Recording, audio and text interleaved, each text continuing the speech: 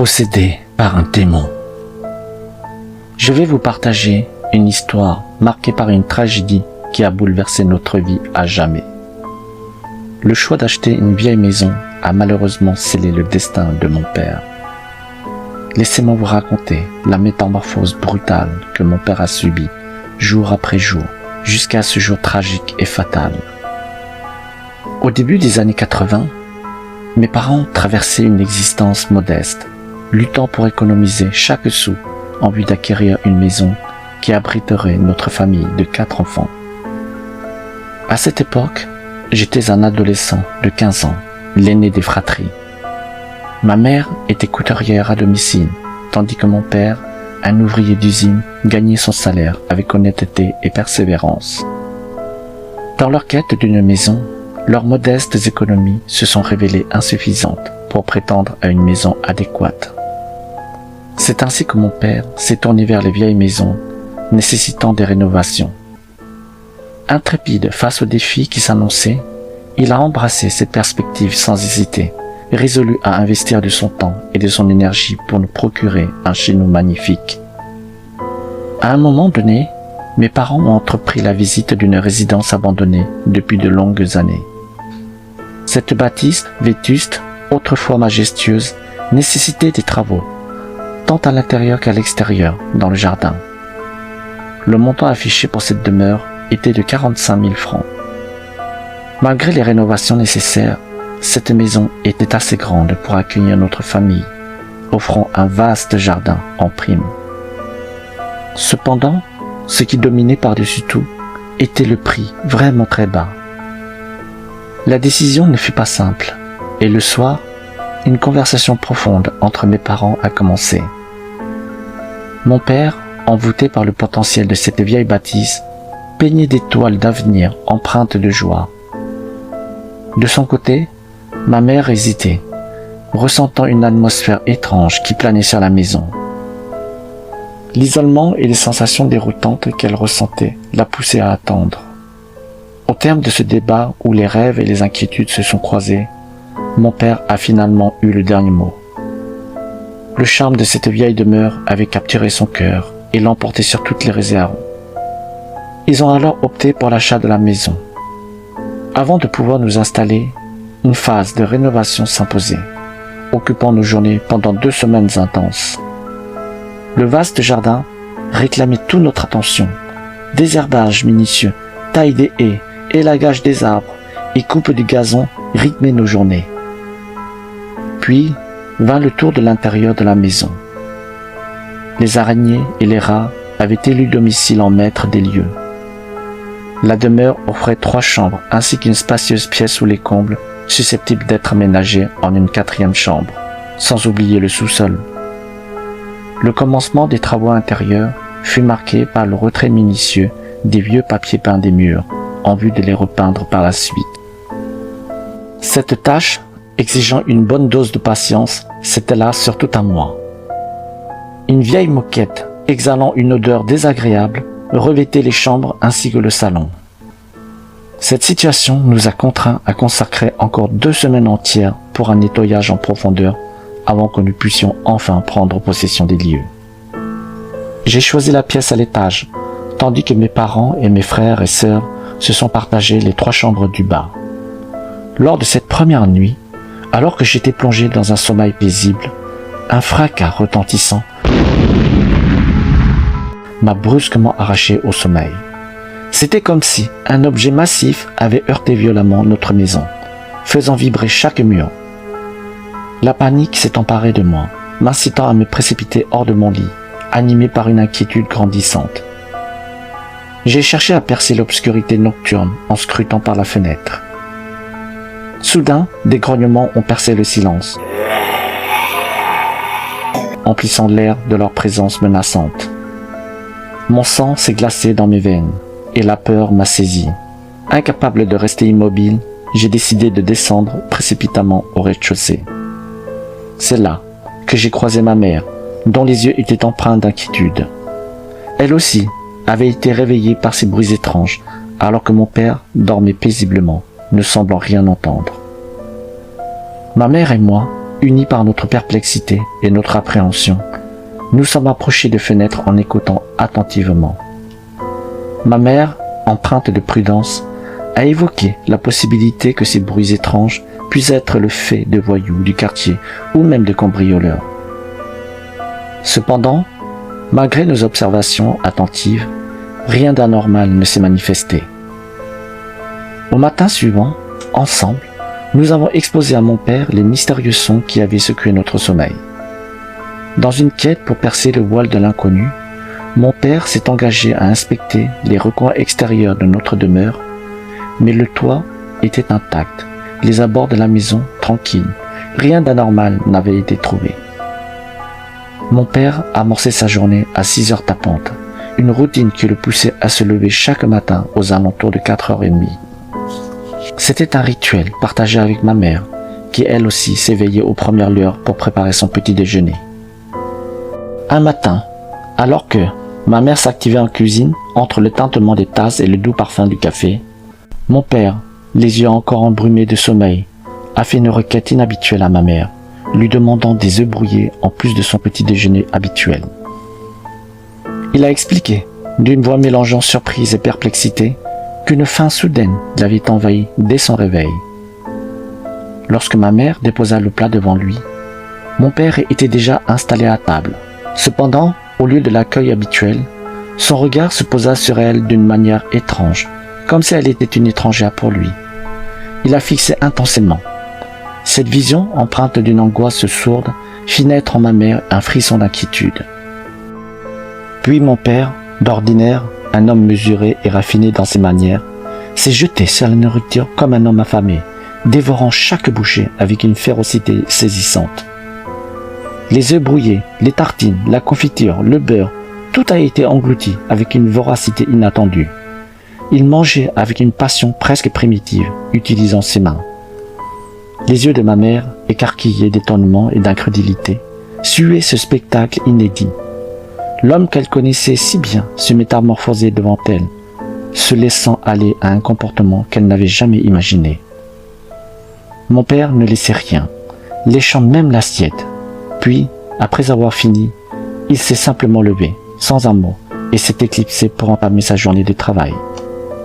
Lorsque mon père est rentré du travail ce jour-là, une anxiété palpable flottait dans l'air. Son comportement était si étrange, si déroutant. Il semblait incapable de se tenir en place, errant dans la maison comme un esprit tourmenté. Pendant le dîner, il s'était servi à plusieurs reprises, engloutissant la nourriture avec une voracité troublante. Cette voracité, cette faim insatiable, était presque effrayante. Lorsque ma mère osa questionner ce changement, il répondait d'un ton cinglant « J'ai faim ». Les jours suivants ne firent que renforcer ce sentiment de malaise. Le visage de mon père était méconnaissable, empreint de nervosité et de colère. Souvent, sans prévenir, il explosait en jurons et en insultes. Il ne semblait plus nous reconnaître et s'en prenait parfois à nous, ses propres enfants. Mes frères et sœurs avaient très peur de lui et ne restaient jamais en sa présence. Puis, un mois plus tard, il a été licencié de son travail.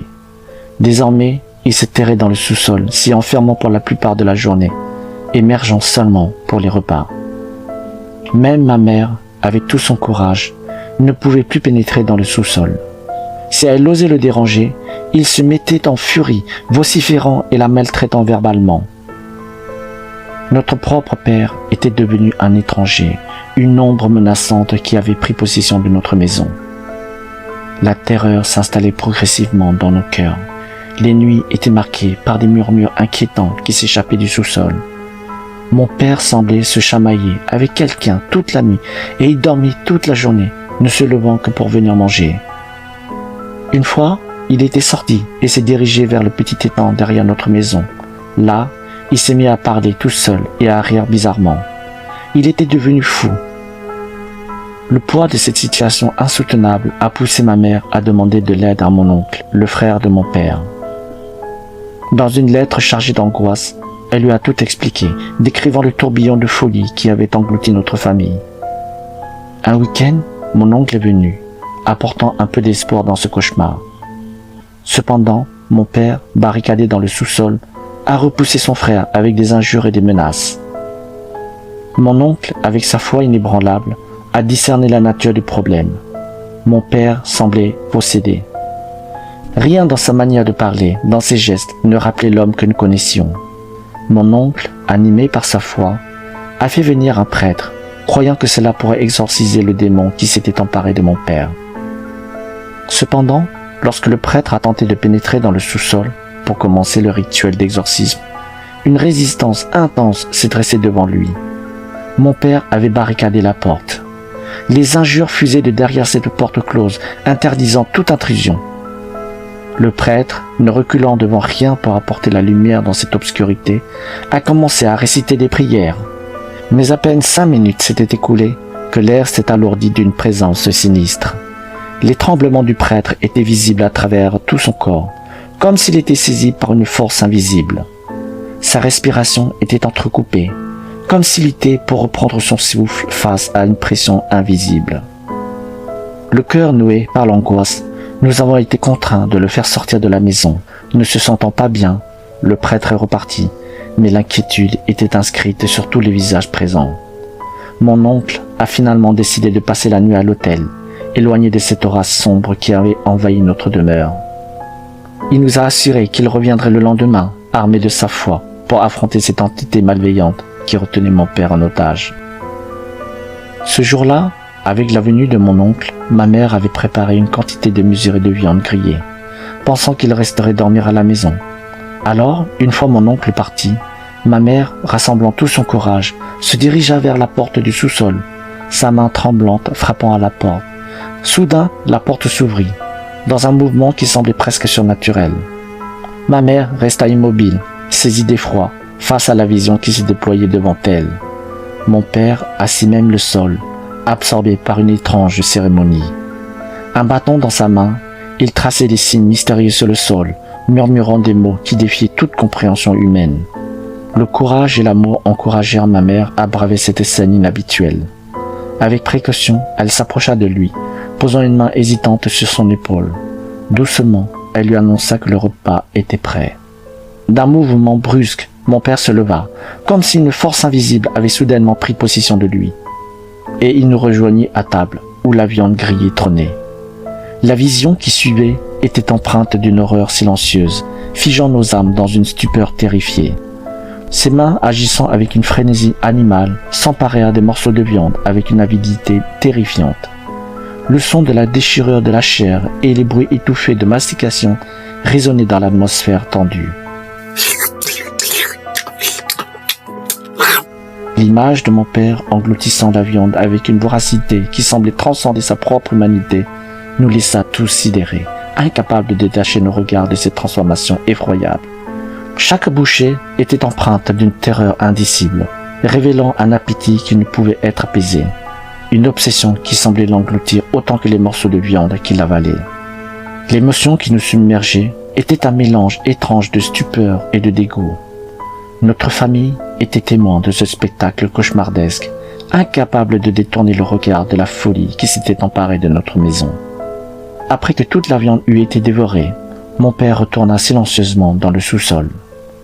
Pendant que ma mère s'attelait à la vaisselle, le silence oppressant fut brisé par un tumulte sourd émanant du sous-sol, comme si un chaos insensé s'était déchaîné. Les cris, les hurlements et les fracas contre les murs résonnaient comme une symphonie d'horreur. Une terreur indescriptible s'empara de nous alors que ma mère et moi nous jetions un regard paniqué l'un à l'autre, se préparant à affronter ce qui semblait être une menace inconnue. Précipités par une angoisse insoutenable, nous nous sommes dirigés vers le sous-sol. Là se dévoila une scène d'horreur qui glacera nos esprits pour l'éternité. Mon père se tenait là, un couteau planté dans sa poitrine, englouti par la folie et la douleur. Ses cris déchiraient l'air, sa lutte désespérée faisait voler en éclats tout ce qui se trouvait à portée de main. La terreur nous figea sur place, notre esprit refusant de comprendre la scène macabre qui se déroulait devant nos yeux. Ma mère, submergée par la panique, referma la porte avec précipitation, espérant échapper à la frénésie destructrice de mon père. Mon urgence était d'appeler la police, de demander à quelqu'un de mettre fin à cette horreur. Tandis que nous tremblions dans le salon, la police fit son entrée, des armes à la main, prête à affronter mon père qui résidait dans le sous-sol. Ils découvrirent alors son corps ensanglanté, gisant dans une mare de sang, entouré de traces de violence qui souillaient chaque centimètre de l'endroit. Séparés par les policiers pour recueillir nos témoignages, nous étions plongés dans une tourmente d'émotions. Je racontais tout ce que j'avais vu et vécu, tentant de donner du sens à cette tragédie. Les policiers semblaient perplexes, perdus dans les méandres de cette histoire terrifiante qui ne semblait avoir ni début ni fin. Les conclusions qu'ils tirèrent furent sombres et sinistres, un suicide. Après les funérailles de mon père, mon oncle nous conseilla de fuir cette maison maudite. Les jours qui suivirent furent marqués par la hâte, la nécessité de partir loin de ce lieu. Nous vendîmes la maison pour une somme minime et nous rejoignîmes la famille de ma mère. Notre vie a été marquée par notre lutte constante pour enterrer les souvenirs terrifiants de cette nuit infernale.